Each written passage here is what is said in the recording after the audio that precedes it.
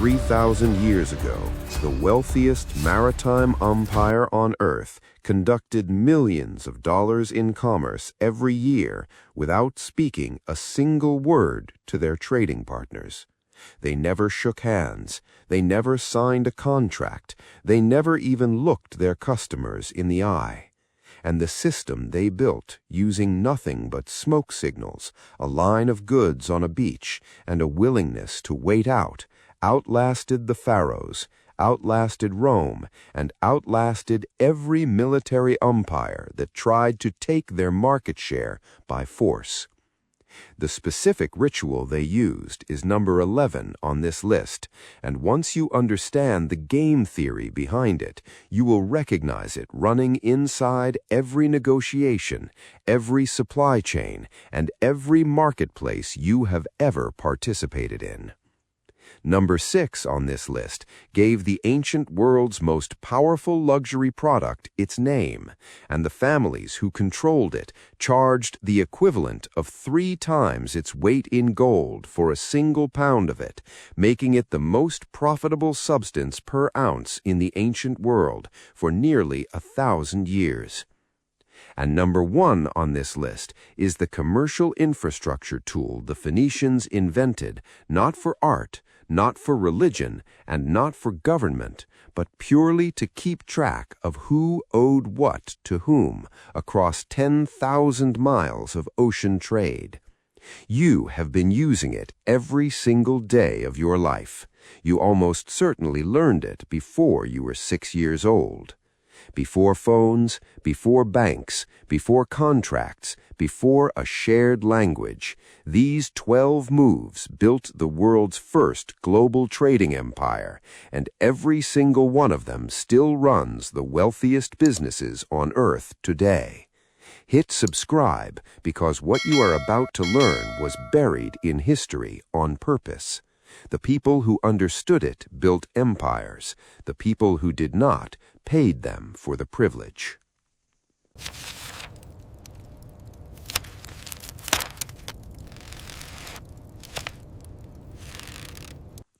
Number 12, the civilization born out of geographic poverty. To understand how a narrow, rocky strip of coastline on the eastern Mediterranean became the commercial center of the ancient world, you first have to understand what the Phoenicians did not have. They did not have the vast, fertile agricultural plains of Egypt, which fed millions and generated enormous grain surpluses. They did not have the endless manpower reserves of Mesopotamia, which built armies large enough to conquer by sheer force of bodies. They did not have the gold mines of Africa or the tin deposits of Britain.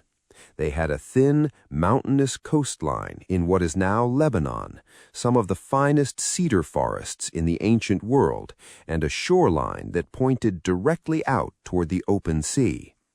Every civilization around them looked at what they had and saw poverty. The Phoenicians looked at what they had and saw a launch pad.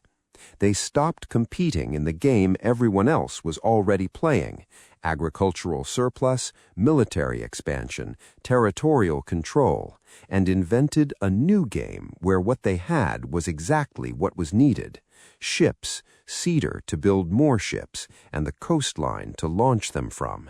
They used all 3 to go get everything else.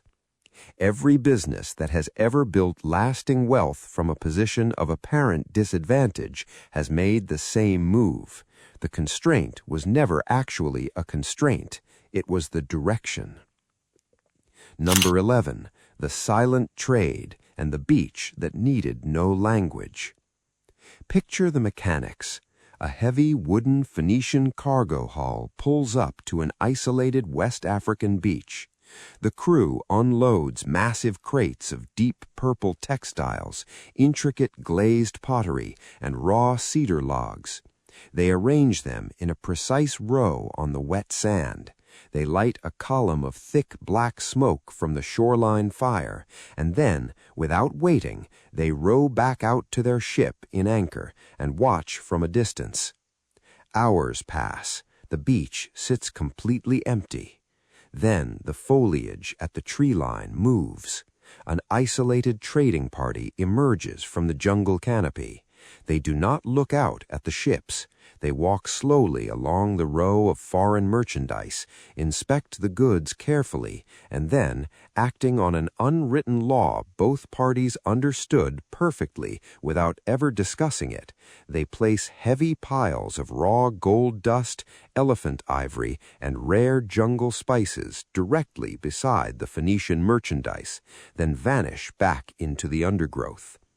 The Phoenicians row back to shore. If the gold pile matches the implied value of what they brought, they take it, leave the merchandise, and sail away.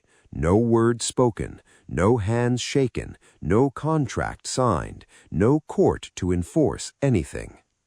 Yet this exact ritual built a commercial network that generated more consistent compounding wealth than any military conquest of the same era, because military conquest requires permanent occupation, and permanent occupation is enormously expensive.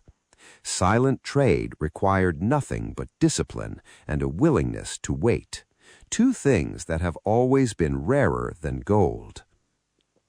Number 10, the Hippoi and the ship that made distance irrelevant. The Phoenicians' first real competitive moat was not a product, it was engineering.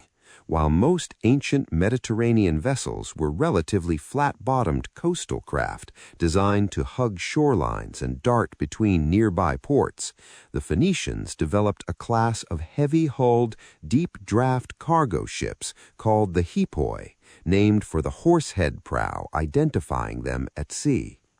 The Hippoi were built specifically for open ocean voyaging, deeper draft for stability in Atlantic swells, broader beam for carrying heavy cargo loads, rounded hulls that could absorb the violence of long-distance weather without breaking apart. Cedar from the Lebanese forests provided the structural material, cedar being both light and extraordinarily rot-resistant, ideal for ships that would spend months at a time in salt water. The Hippoi were not the fastest ships in the ancient world, they were the most reliable, and reliability in a world where every voyage across unknown ocean was a gamble against weather and navigation failure was worth much more than speed. The business model was precise: carry the maximum possible cargo across the maximum possible distance, minimize the probability of losing the ship, and arrive consistently enough that trading partners could plan around your arrival schedule. That is the identical logic running every major container shipping line today. The vessel changes, the reliability premium never does. Number 9. Tyrian Purple and the original luxury monopoly. This is the item from the cold open. The Phoenicians' most profitable single product was a dye extracted from the murex sea snail, a small, unglamorous shellfish found in abundance along the Levantine coastline. The dye was called Tyrian Purple, named after Tyre, one of the great Phoenician port cities.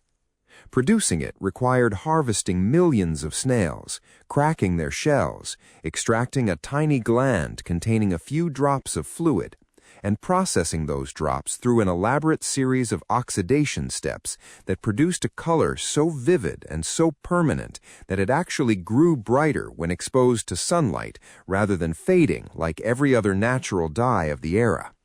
The smell of the production process was reportedly catastrophic. The finished product was worth approximately 3 times its weight in gold at the height of Phoenician commercial power. Tyrian purple became the universal color of royalty across the ancient world, not by accident or cultural drift, but because the Phoenicians controlled every step of the production process and priced it accordingly. Roman emperors wore it. Greek kings wore it. The word porphyry, still used today to describe a shade of purple, derives directly from the Greek word for the murex snail.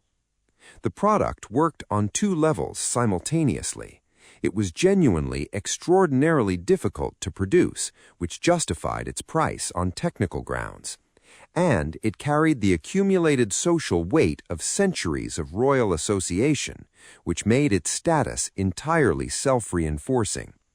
Every luxury brand on Earth today still runs these same two levers, genuine scarcity plus accumulated social mythology. The Phoenicians invented both simultaneously for a dye extracted from a sea snail that smelled like rotting fish. Number 8.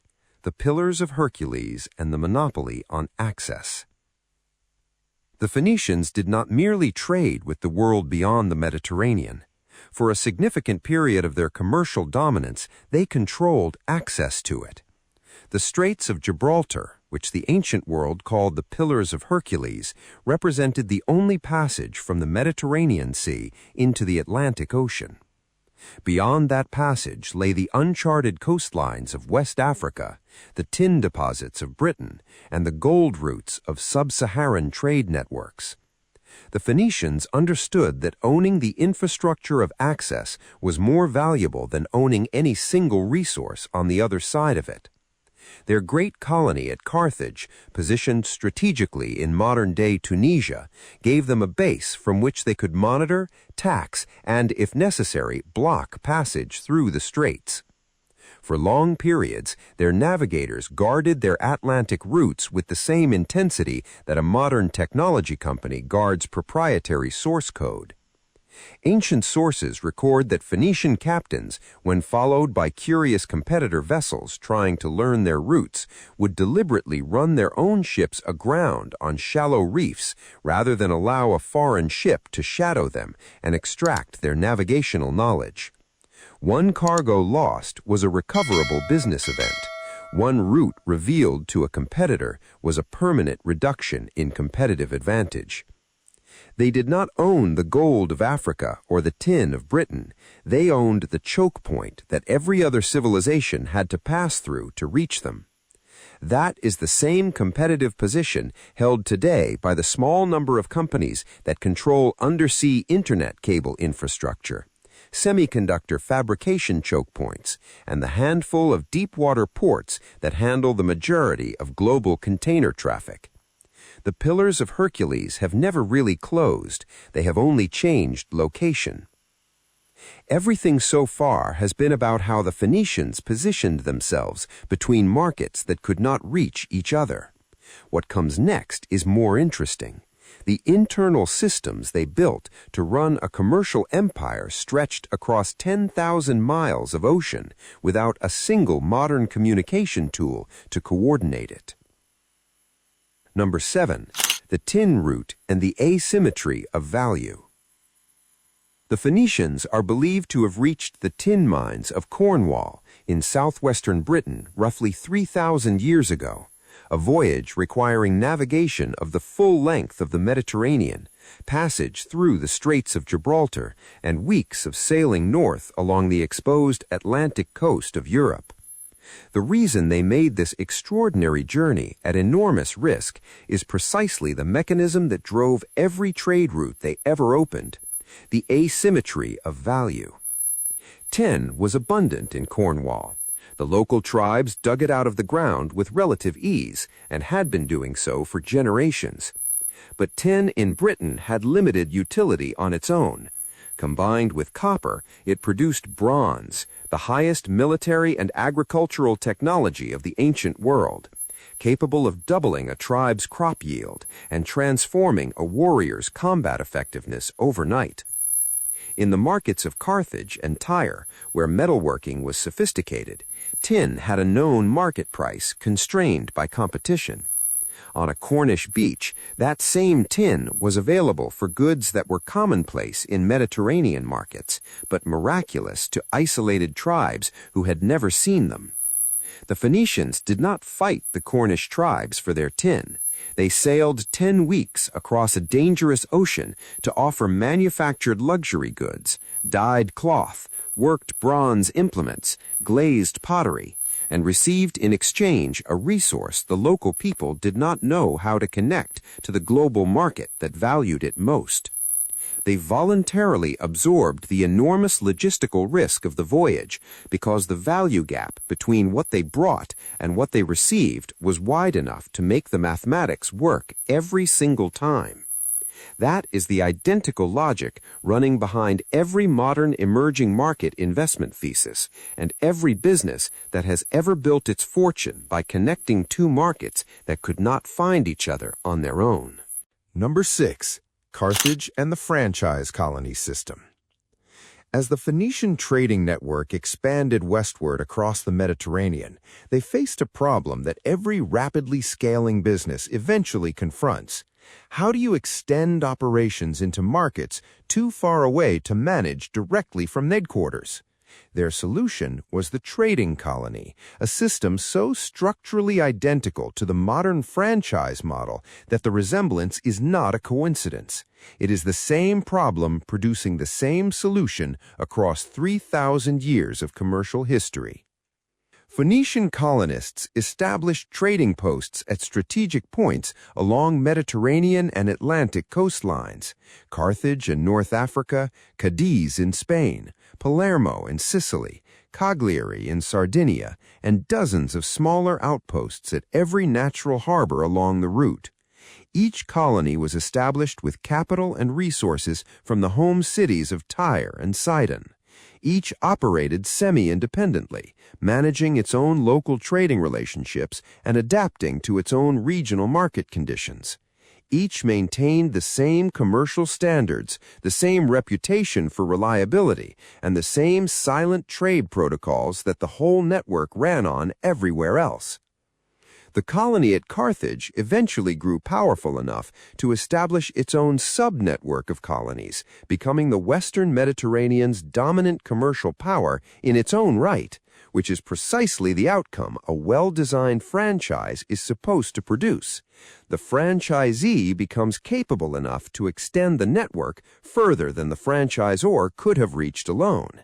Every hotel chain that has ever licensed its brand to an independent operator in a new market, every fast food company that has let a local partner manage local adaptation while maintaining brand standards is running the Phoenician colony system. Number 5. The iterated game and the mathematics of trust. Here is where the silent trade moves from fascinating to extraordinary. The beach ritual the Phoenicians ran with isolated West African tribes was not a primitive custom. It was a mathematically optimal solution to a problem that has no better answer, even with 3,000 years of subsequent commercial development. How do you conduct high-value transactions repeatedly with a party you cannot communicate with, cannot legally bind, and cannot coerce? The answer the Phoenicians discovered is what modern game theorists call an iterated game with reputation as the enforcement mechanism. Consider the moves. The Phoenicians could leave goods and take the gold honestly, or they could take the gold and steal their goods back as well. If they cheated once, the local tribe would ambush them on the next landing, or simply never emerge from the tree line again, cutting the Phoenicians off from that gold source permanently. The local tribe could leave a fair pile of gold, or they could take the Phoenician goods without leaving anything at all. If they cheated once, the Phoenicians would lift anchor and never return, cutting the tribe off from metal tools and luxury goods permanently. Both parties had more to gain from one more honest transaction than from a single act of betrayal. The system was self-enforcing, without a single law, contract, or court. The genius of the ritual was that it stripped away every human element that normally creates the temptation to cheat. No emotional haggling, no ego posturing, no cultural misunderstanding, no language barrier, leaving only the pure mathematical logic of long-term mutual benefit. Modern cryptocurrency networks, decentralized finance protocols, and smart contract systems are all attempting to solve the exact same problem on silicon that the Phoenicians solved on sand: how to make commerce trustworthy between parties with no shared legal or cultural framework. The Phoenicians solved it with smoke signals and patience. Now here is what the history books almost never say out loud. The Phoenicians were not simply clever traders, they were the architects of commercial infrastructure that every civilization that came after them, Greece, Rome, the Arab world, and eventually modern Europe, simply inherited and built upon. The final moves on this list are where that infrastructure becomes most visible. Number 4. The commercial letter of credit and the invention of paper wealth. Moving physical gold across 10,000 miles of ocean on wooden ships in the ancient world was catastrophically risky. A single storm, a single pirate attack, a single navigational error could eliminate an entire voyage's profit in an afternoon.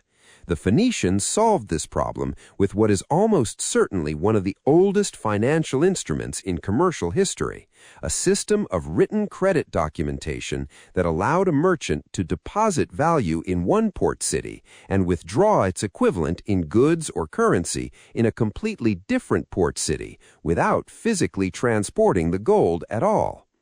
The mechanism worked because the Phoenician trading network was, at its peak, dense enough and trusted enough that a written instrument from a recognized Tyrian merchant carried genuine commercial credibility across multiple cities and ports simultaneously.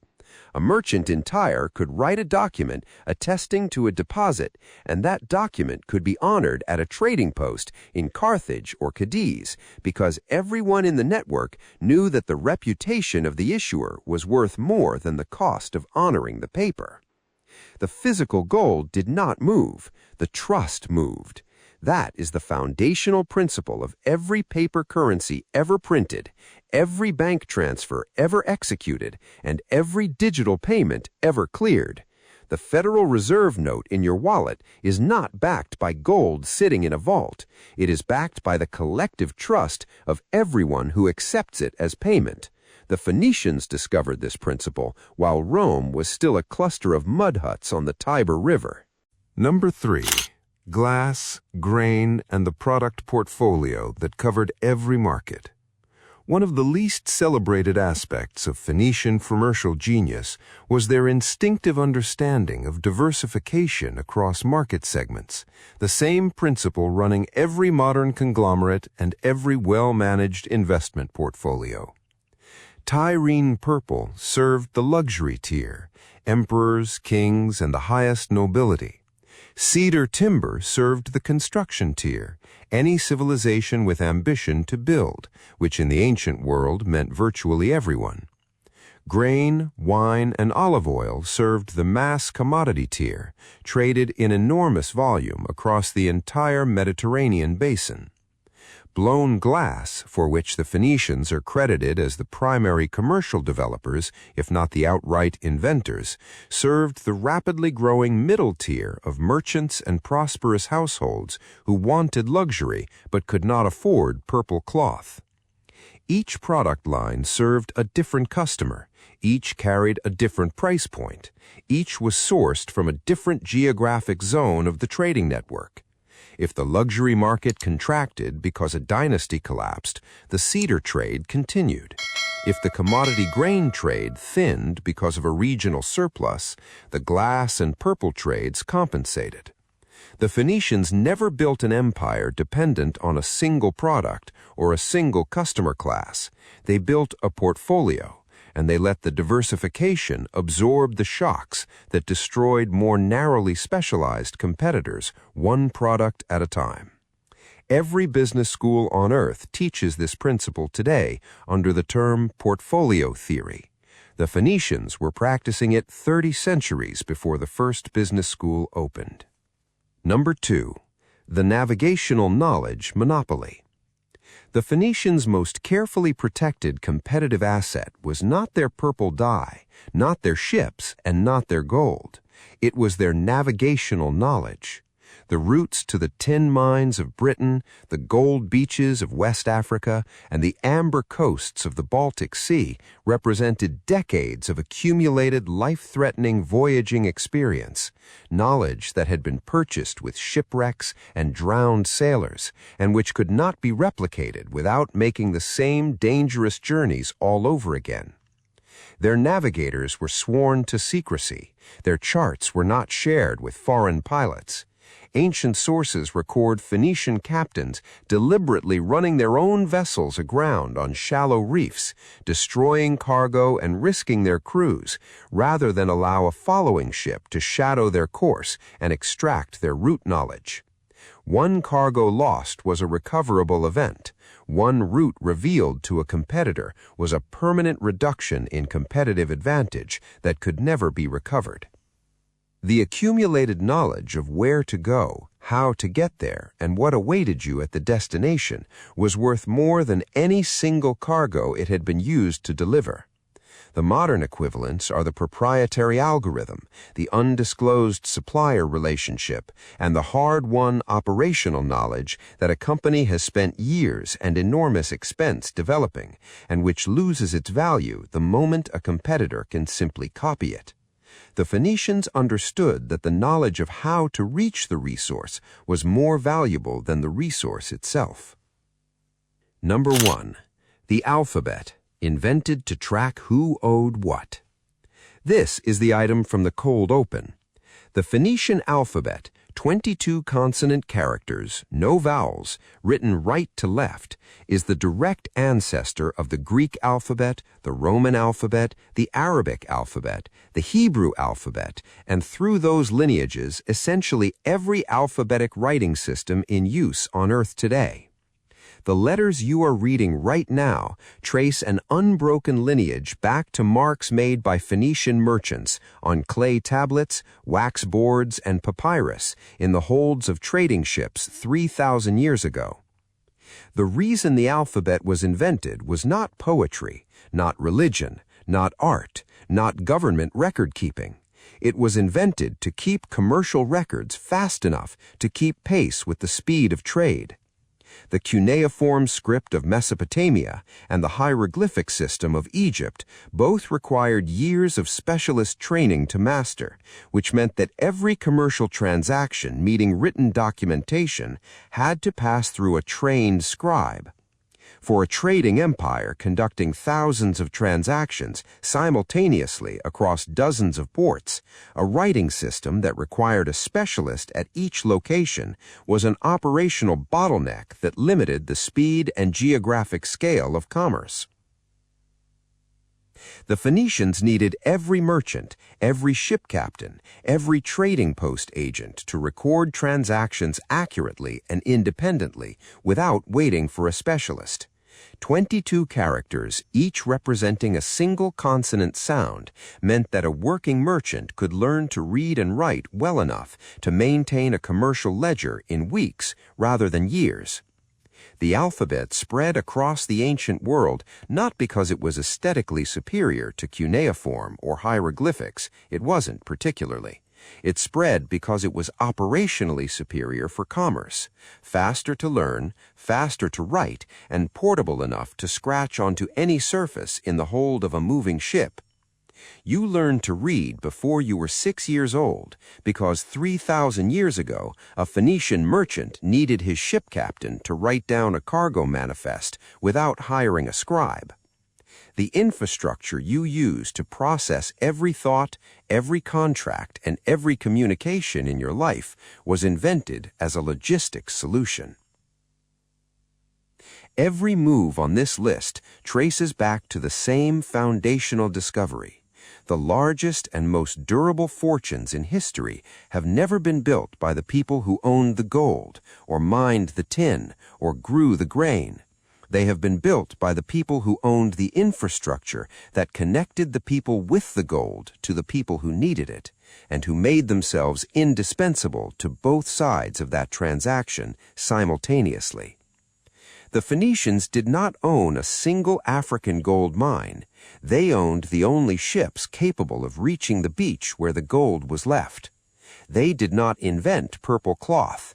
They owned the snails, the process, and 3 centuries of royal association that made it worth more than gold by weight. They did not discover tin in Britain. They owned the navigational knowledge of how to reach it and the commercial trust network that made the voyage worthwhile. The bridge is always worth more than the mine. The infrastructure of connection is always worth more than the resource being connected. That principle was true on a West African beach in 1000 BC, and it remains true in every industry on Earth today. Look at whatever market you are operating in, or whatever market you wish you were in, and ask yourself, where are the two groups that need each other and cannot find each other? Where is the beach, and where are the ships? Then come back and tell me what you found.